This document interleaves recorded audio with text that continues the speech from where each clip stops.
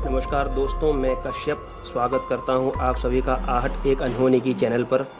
दोस्तों, आज की हमारी कहानी का शीर्षक है नागिन एक रक्षक। दोस्तों, कहानी में आगे बढ़ने से पहले अगर आपने मेरी चैनल को सब्सक्राइब नहीं किया है तो अब कर लीजिए और घंटे के आइकन को दबाना ना भूलें ताकि आपको मेरी सारी वीडियोस का नोटिफिकेशंस पहले ही मिलता रहे। दोस्तों, 3 फ्रेंड्स थे जो आर्कियोलॉजी में इंटरेस्ट रखते थे।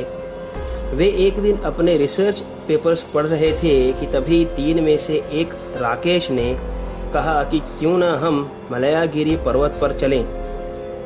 मैंने सुना है कि वहाँ पर जब बर्फ़ की चादर हट जाती है तब ज्ञान गंगा के तरफ जाने का रास्ता खुलता है और वहाँ पर काफ़ी सारी ऐसी गुफाएं हैं जिनके बारे में लोगों ने सिर्फ सुना है लेकिन आज तक कभी किसी ने देखा नहीं। अगर हम लोग वहां तक पहुंच गए तो ये बहुत बड़ी खोज होगी। दोस्तों, राकेश की बात सुनकर विश्वनाथन और कबीर भी तैयार हो गए मलयागिरी जाने के लिए।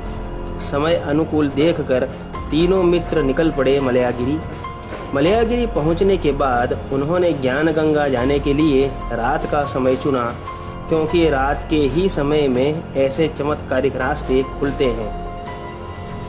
तब तीनों दोस्त रात के 10 बजे के बाद मलयागिरी की खाली पहाड़ियों में टॉर्च के सहारे आगे बढ़ने लगे। तभी हवा काफ़ी पतली होने की वजह से तीनों की सांस फूलने लगी तो वो वहीं आराम करने के लिए पत्थर पर बैठ गए। उसी समय राकेश ने देखा कि एक खूबसूरत लड़की उन लोगों के आगे आके खड़ी हो गई और कहा कि इतनी रात में आप लोग यहाँ क्या कर रहे हैं। तब राकेश ने कहा कि हम पुरातत्व के विषय में काम करते हैं और उसी विषय के सिलसिले में यहाँ आए हुए हैं। तब विश्वनाथन ने पूछा कि इतनी रात में 3 जेंट्स बाहर निकले हैं, यह तो समझ में आता है, लेकिन आप इतनी रात को यहाँ क्या कर रही हैं? क्या आप भी कुछ खोजने आई हैं? तब उस औरत ने कहा कि हाँ, मैं भी यहाँ खोजने ही आई हूँ। तब राकेश ने पूछा कि क्या खोज रहे हैं आप यहाँ पर?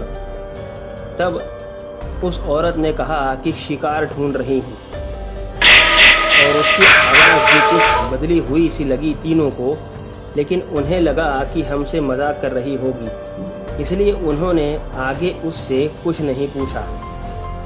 तब उस औरत ने कहा कि इतनी रात में ठंड की वजह से मर जाओगे यहाँ पर, या फिर कोई जंगली जानवर ही मार देगा तुम लोगों को, यहाँ से चले जाओ।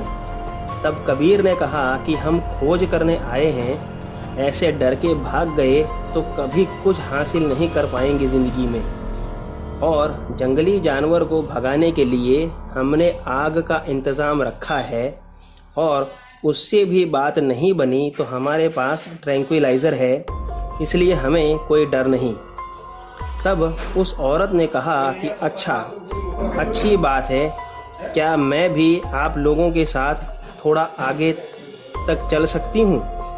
और अगर आप लोग चाहें तो मैं आप सबको एक खुफिया रास्ता भी दिखा सकती हूँ, जहाँ जाने पर आपको सांस फूलने की तकलीफ नहीं होगी।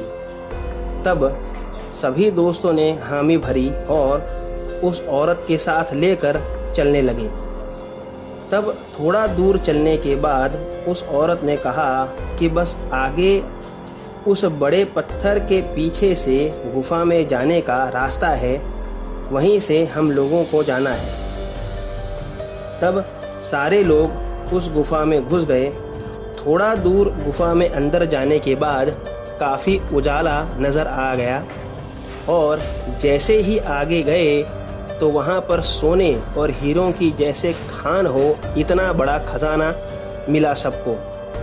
राकेश ने तुरंत कहा कि यही तो खोजने के लिए मैं तुम लोगों को यहाँ लेकर के आया था, इसी के मैं रिसर्च कर रहा था। ऐसा कहकर तीनों दोस्त खुश होकर खजाने को उठाने चले। तभी वह औरत पीछे से ज़ोर ज़ोर से हंसने लगी और कहा कि मुझे पता था कि तुम लोगों की मनसा क्या है। और इसीलिए मैंने तुमसे पहले ही कहा था कि मैं शिकार करने आई हूँ और अब तुम लोगों में से कोई यहाँ से बचकर नहीं जा सकता। दोस्तों, इतना कहकर वह औरत अचानक से नागिन के रूप में परिवर्तित हो गई और उसने कहा कि हम यहाँ के रक्षक हैं और हमारे रहते यहाँ से कोई खजाना नहीं ले जा सकता। तभी कबीर ने उस नागिन पर ट्रैंक्विलाइजर चला दिया जिससे वह कुछ देर के लिए शांत हो जाए, लेकिन उसका कोई असर नागिन पर नहीं हुआ। तभी तीनों दोस्त अपनी जान बचाने के लिए भागे और गुफा में रास्ता भटक गए। किसी तरह से कबीर और विश्वनाथन गुफा से बाहर आने में सफल हुए, लेकिन राकेश उन दोनों को कभी नहीं मिला। उन्हें नहीं पता कि राकेश उस नागिन का शिकार हुआ था या उस गुफा ने उसे हमेशा के लिए अपने अंधेरे में ले लिया। दोस्तों, कैसी लगी आपको आज की यह कहानी मुझे कमेंट बॉक्स में ज़रूर बताइए। तो मिलते हैं अगली वीडियो में, तब तक के लिए stay home, stay safe, thank you.